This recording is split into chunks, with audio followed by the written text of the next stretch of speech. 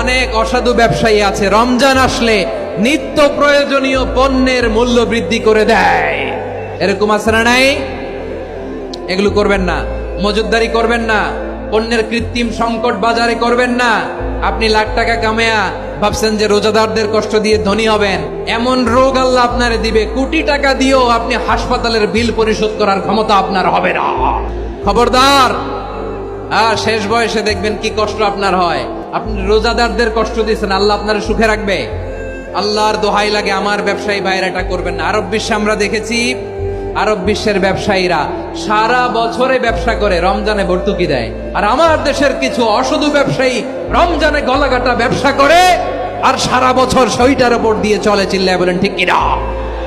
করবেন না, এটা করবেন না।